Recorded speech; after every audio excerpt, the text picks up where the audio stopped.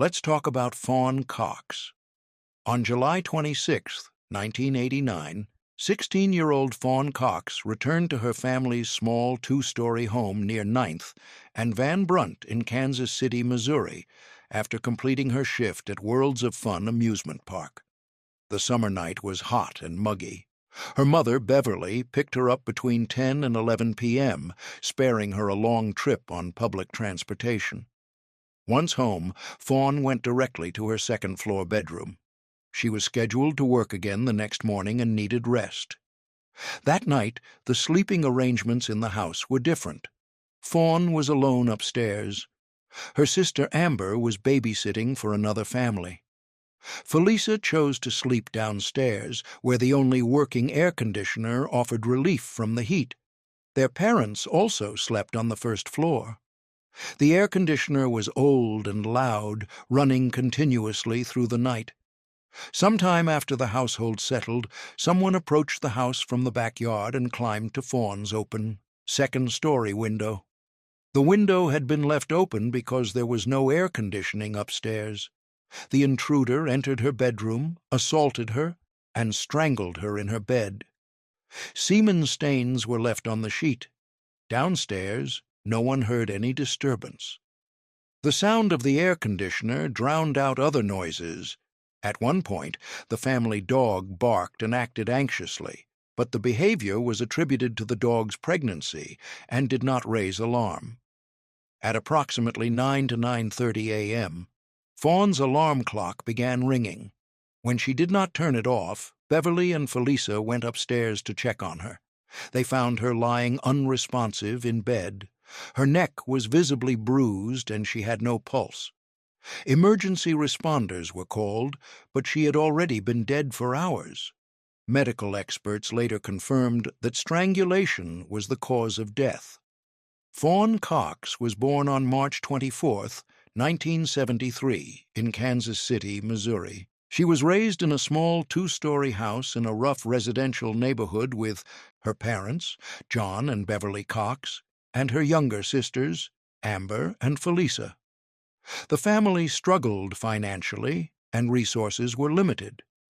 From an early age, Fawn helped care for her sisters, taking on responsibilities within the household. She attended church regularly with her family and was known to enjoy swimming.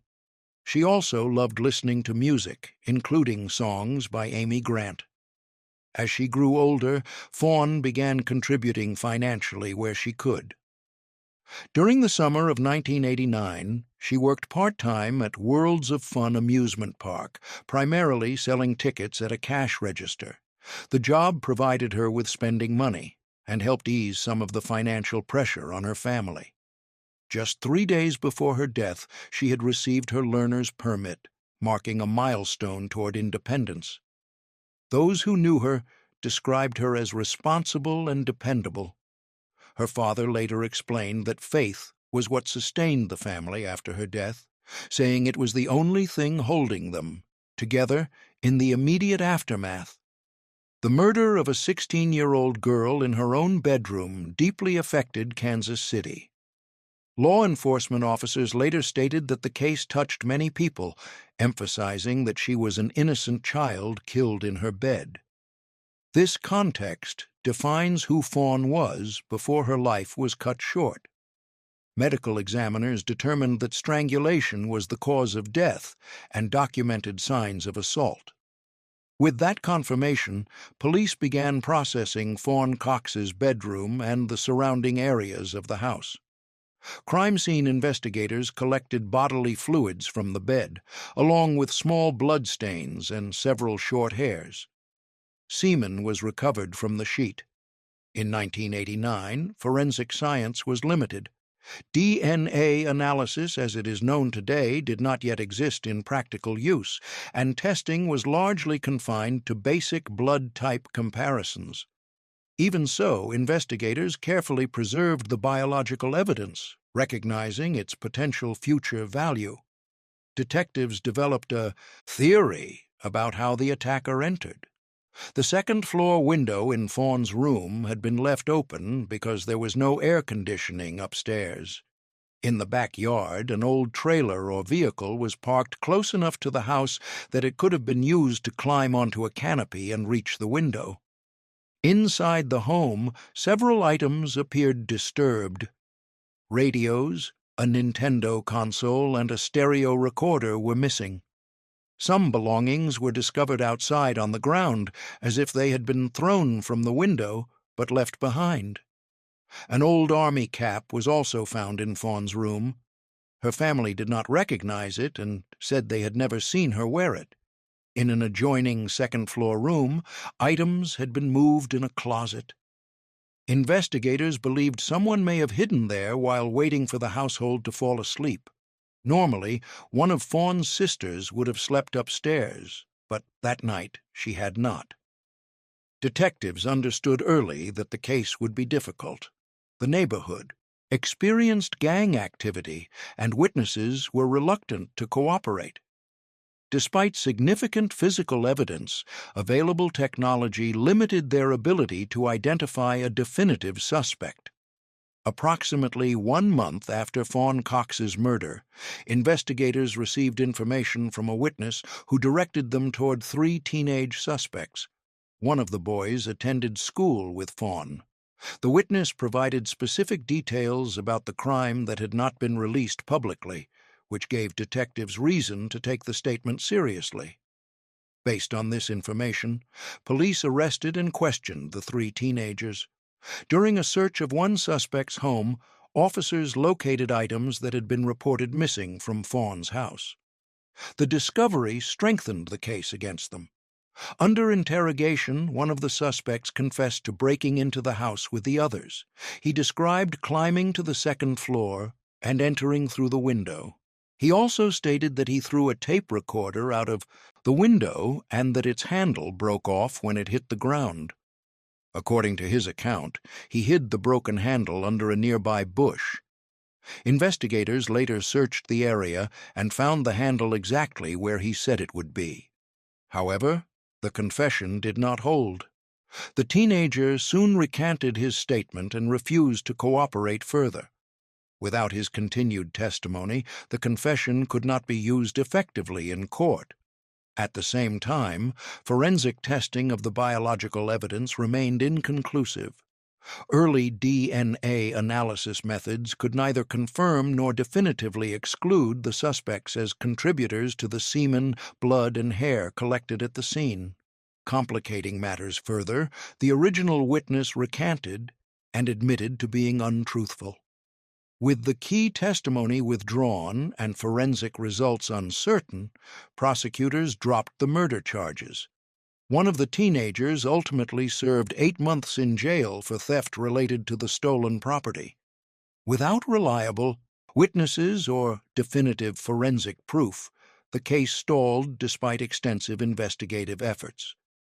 In the early 2000s, the Kansas City Police Department's cold case section reopened the evidence preserved from Fawn Cox's bedroom.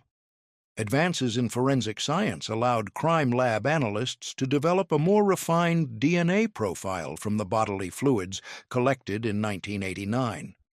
The semen sample, along with other biological material, was re-examined using improved testing methods unavailable at the time of the original investigation. Once a viable profile was established, it was entered into CODIS, the Combined DNA Index System, the National Criminal Justice Database containing DNA profiles from convicted offenders. The search produced no matches. The unidentified profile did not correspond to anyone in the system. Detectives then obtained new DNA samples from the 3 original teenage suspects. Using updated analytical techniques, experts compared those samples to the preserved evidence from the crime scene. The results were definitive. The semen, blood, and hair collected from Fawn's room did not belong to any of the 3 men. These findings complicated the case. Stolen property from Fawn's house had previously been found in one suspect's possession, and one had given a confession before recanting. Yet the biological evidence excluded them from direct involvement in the assault and killing. As years passed, Fawn's family continued pressing for progress. They followed developments in DNA technology and repeatedly contacted investigators, urging additional testing whenever new methods became available.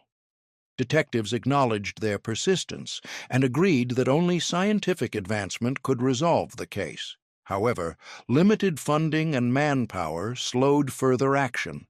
Decades after the crime, the preserved DNA sample remained the single most critical piece of evidence. It represented the only remaining path toward identifying the person responsible for Fawn Cox's murder. Over the years following the stalled investigation, Fawn Cox's family worked to keep her case in public view. They gave interviews to local media outlets, spoke openly about their loss, and asked for renewed attention as forensic science advanced. Determined to generate leads, they organized fundraising efforts to support additional DNA testing. They also offered a $10,000 reward for information that would lead to the identification of the person responsible. Billboards were placed in Kansas City displaying Fawn's photograph alongside the words, "Do you know who killed me?" The message was direct and intended to reach anyone who might still hold information. Amber Cox remained especially active. She monitored online discussions about the case and participated in true crime forums, confirming her identity when necessary to ensure credibility. She answered questions, clarified details, and encouraged anyone with knowledge to contact authorities. Over time, she described, becoming overwhelmed by the prolonged uncertainty and the emotional weight of revisiting the crime repeatedly. As genealogical DNA testing gained attention nationwide, the family sought to have that method applied to Fawn's case. They attempted to raise funds to pay for advanced testing themselves. Law enforcement, however, declined privately funded testing. Officials cited concerns about fairness, resource allocation, and the limited number of laboratories capable of conducting genetic genealogy analysis, including companies such as Parabon Nanolabs. Despite their frustration and belief that the case had not been prioritized, the family continued advocating for updated forensic review. They remained convinced that the preserved DNA evidence stored for decades held the key to identifying Fawn's killer. In 2020, new momentum came to the investigation through federal assistance provided by Operation Legend. The initiative brought additional resources to Kansas City law enforcement, allowing detectives to pursue genealogical DNA testing in Fawn Cox's case. This method differs from traditional database comparisons. Instead of searching only for direct matches within criminal databases, genealogical testing compares an unknown DNA profile to broader public databases and uses shared genetic markers to construct family trees. By identifying relatives of the unknown contributor, investigators can narrow the pool of possible suspects. The technique had already been used successfully in other long unsolved cases. Detectives submitted the preserved semen sample collected from Fawn's bed in 1989 for genealogical analysis. Specialists worked to identify familial connections linked to the unknown profile. By November 2020, the process led investigators to a specific individual within Fawn's extended family. Her cousin, Donald Cox, Jr., who had been approximately 5 years older than her at the time of the murder. Donald Cox, Jr. had died in 2006 from a drug overdose. His death was initially considered suspicious, prompting a medical examiner's investigation. During that inquiry, a blood sample was collected and preserved. Although he was not charged with a crime in connection with his death, the retained sample remained on file. Crime lab personnel extracted DNA from that preserved blood sample and compared it to the semen profile developed from the 1989 evidence. The comparison produced a complete match. The DNA from Donald Cox, Jr. corresponded exactly to the biological evidence collected in Fawn's bedroom. On November 10th and 11th, 2020, detectives informed Fawn's family of the identification. 31 years after her murder, the unknown profile finally had a name. The identification of Donald Cox, Jr. answered the question that had remained unresolved for 31 years. For Fawn Cox's parents, the confirmation brought a mixture of sadness and relief. They acknowledged that, over time, they had occasionally wondered whether their nephew could have been responsible. Learning that the DNA evidence conclusively identified him ended decades of uncertainty, even though it introduced painful new realities about someone within their own family. Following the confirmation, police formally closed the case. No new charges were filed against the 3 teenage suspects who had originally been arrested. Although evidence had indicated they were involved in a burglary at the house that night, advanced DNA testing definitively excluded them from the biological evidence connected to the assault and strangulation. Investigators concluded that Donald, as a relative who frequently visited the home, would have known the layout of the house and the family's routines, explaining how he entered without detection. Family members stated they did not intend to pursue further confessions from the former suspects. For decades, those men had lived under public suspicion within the community.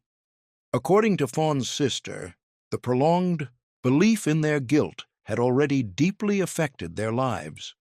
Donald Cox, Jr. had lived 17 years after the murder without being identified as the perpetrator. His death from a drug overdose in 2006 meant he would never stand trial or face formal prosecution. The resolution ultimately demonstrated that preserved evidence and advances in genetic genealogy could accomplish what earlier investigative methods and limited forensic technology could not. After Fawn Cox, we have Eve Wilkawitz's case. Eve Wilkawitz was born on April 17, 1956, in Brooklyn, New York. She was raised in Oakdale, Long Island, alongside her younger sister Irene, who was 3 years her junior. The two sisters grew up in a close family, rooted in their Long Island community. When Eve was 17 years old, her mother died from cancer. The loss marked a turning point in her life. Not long after her mother's death, Eve chose to move out of her family home, beginning a new chapter of independence. She relocated to Bay Shore, Long Island, where she shared an apartment with her friend Robert Grogan. Their relationship was strictly platonic, and they lived together as roommates for 2 years. The arrangement provided stability as Eve transitioned into adulthood. During this time, she built a routine centered on work and friendships. Eve was described by a friend as having a heart as big as her dreams. Those who knew her remembered her as vibrant, funny, and full of life. She was seen as someone with a bright future ahead of her, driven and optimistic about what lay ahead. Professionally, Eve worked as a secretary for Macmillan Publishing Company in Manhattan. Each day she commuted by train from Long Island into New York City, maintaining a steady schedule that reflected her growing independence. In February 1980, she began dating a young writer named Jack Dempsey. Their relationship was still new, just 6 weeks old, but it had become a meaningful part of her daily life. In the months leading up to her death, Eve Wilkawitz shared growing concerns about her safety. She commuted each day from Manhattan to Long Island on the Long Island Railroad, returning to Bay Shore after work. From the station, she faced an approximately 10-minute walk to her apartment. The route required her to travel down streets that were often dark and quiet, particularly late at night. Eve told her roommate, Robert Grogan, on multiple occasions that she felt uneasy during these walks home. She said that men had been following her from the train station. Her concerns were not expressed just once, but several times, forming a pattern that troubled her in the weeks before her disappearance. According to Robert, there was one man in particular who repeatedly approached Eve and asked her out. She declined his advances, making it clear she was not interested. Despite this, the man followed her on more than one occasion. In another incident, a few weeks before her death, Eve arrived home around 2 a.m. after taking a late train. During that entire 10-minute walk from the station to her apartment, a man followed her. Robert later recalled that she was really scared. No police report was filed regarding these incidents. The concerns remained within the confines of conversations between Eve and her roommate. After her murder, investigators were able to track down one of the men who had followed her home. DNA testing excluded him as a suspect. These documented accounts established that Eve had experienced repeated episodes of fear and vulnerability during her commute in the weeks before she was killed. On Friday, March 21, 1980, Eve Wilkawitz went to work as she normally did, commuting from Long Island into Manhattan. After finishing her workday at Macmillan Publishing Company, she met her boyfriend, Jack Dempsey, in the city. The two shared dinner at a Manhattan restaurant and later saw a movie. It was a routine evening together, part of a relationship that had begun only 6 weeks earlier. After the movie, they returned to Jack's apartment. At some point during the night, Eve fell asleep. Before doing so, she asked Jack to wake her in time to catch her 12:35 a.m. train back to Long Island. She intended to return home that night, maintaining her usual schedule. Jack woke her as requested and walked with her to Penn Station. He offered to take the train ride with her, but Eve declined, telling him she would be fine. At approximately 12:29 a.m., she boarded the Long Island Railroad train bound for Oakdale. The trip typically lasted 1 hour and 45 minutes. Jack remained at the station and watched as she boarded the train. This was the last confirmed sighting of Eve Wilkawitz alive. By 7 a.m. on March 22nd, her roommate, Robert Grogan, realized that Eve had not returned to their Bay Shore apartment. As the hours passed without contact, concern grew. That evening, Robert reported her missing to local police.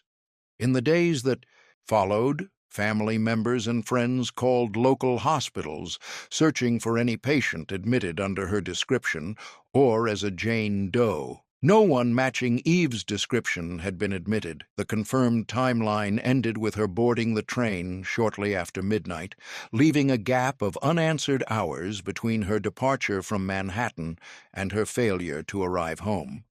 On March 25, 1980, at approximately 8 a.m., a woman discovered a barefoot body lying on her neighbor's lawn in Bay Shore, Long Island. The location was less than 1 block from Eve Wilkowitz's apartment. The woman was wearing blue jeans and a blouse. Her shoes and socks were missing and were never recovered. Authorities responded to the scene and identified the victim as Eve Wilkawitz. Investigators observed rope marks on her wrists, indicating that she had likely been bound at some point prior to her death. Based on the timeline of her disappearance, it was speculated that she may have been held captive between March 22nd and March 25th. Evidence showed that she had been assaulted, seemingly multiple times. Investigators determined that she had been strangled to death only a few hours before her body was discovered. The placement of her body, so close to her home, added to the questions surrounding the crime. From the outset, detectives faced significant uncertainties. They questioned whether Eve knew or recognized her attacker.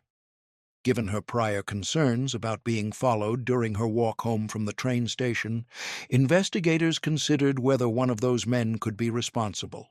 They also examined whether she had been specifically targeted. Another question remained unresolved. Had Eve been stalked in the weeks leading up to her disappearance?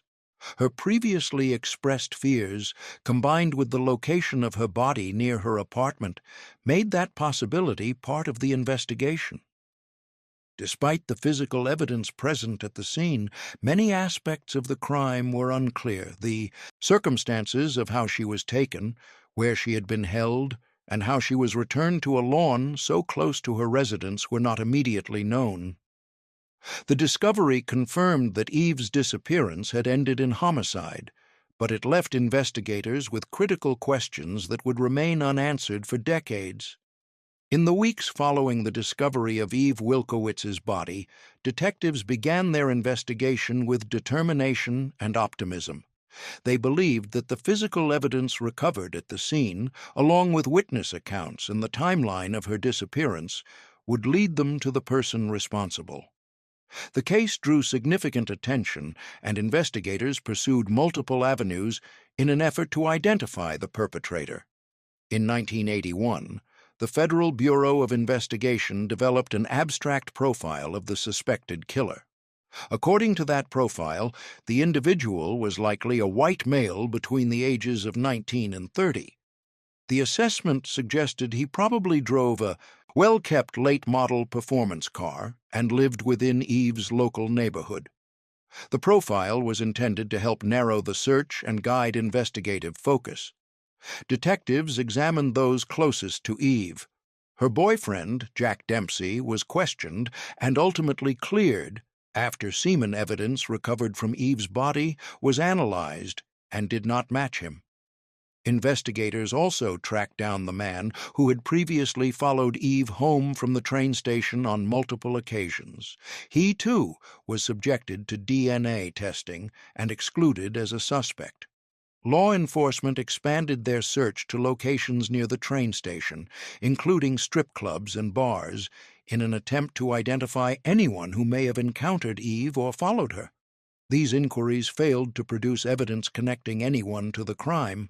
As months passed, each lead was either eliminated or failed to develop into actionable evidence. Despite the early momentum and the involvement of federal profilers, no suspect could be charged. Over time, the investigation slowed, and the case eventually went cold, remaining unresolved for decades. As the investigation stalled and years passed without an arrest, the impact on Eve Wilkawitz's family endured. Her sister, Irene Wilkawitz, carried the weight of an unresolved loss for decades. Over time, Irene moved to Rhode Island and built her own life, but the unanswered questions surrounding her sister's murder remained present. Their father lived to the age of 90 and died in 2010 without ever knowing who had killed his daughter. The absence of resolution meant that the family never saw accountability during his lifetime. Irene also became a mother. She had 2 adult children, a son named Evan and a daughter named Dara. While raising her family, the memory of Eve and the circumstances of her death continued to shape Irene's daily life. Irene has said that when she was younger, she feared that whoever killed her sister might target her as well. That fear influenced the precautions she adopted.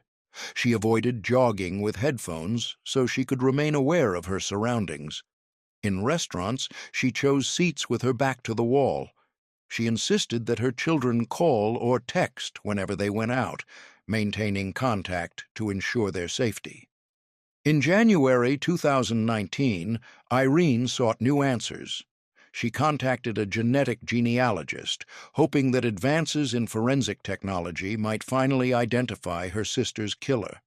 However, New York regulations at the time prevented the use of genetic genealogy in the case. The State Department of Health required private laboratories to obtain permits for the technique, a process described as lengthy, and no labs had been approved to use it. As a result, the case remained unresolved. In 2020, the Federal Bureau of Investigation partnered with Suffolk County authorities to re-examine the murder of Eve Wilkawitz using genetic genealogy. The case had remained unsolved for decades, but advances in forensic science offered a new investigative path. Genetic genealogy allows law enforcement to compare an unknown DNA profile to profiles uploaded to public genealogical databases, such as GEDmatch, in order to identify possible relatives of an unidentified suspect. By locating familial connections, investigators can narrow their search to specific individuals within a family tree. Over the next 2 years, investigators pursued this approach. In 2022, the effort produced a breakthrough. Police identified Herbert Rice of Long Island as the man responsible for Eve's murder. At the time of the crime in 1980, Rice was 29 years old. He had been living with his mother in close proximity to the area where Eve's body was discovered. Records showed that Rice had 3 prior minor convictions, none of which required the collection of his DNA. The decisive development came when investigators learned that Rice's son had uploaded his DNA to a public genealogical website. Through the genealogical analysis, law enforcement identified a potential connection. Rice's son agreed to provide a DNA sample directly to police.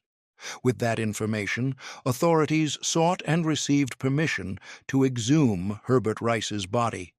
A genetic analysis was conducted, comparing Rice's DNA to semen that had been recovered from Eve Wilkawitz's body in 1980.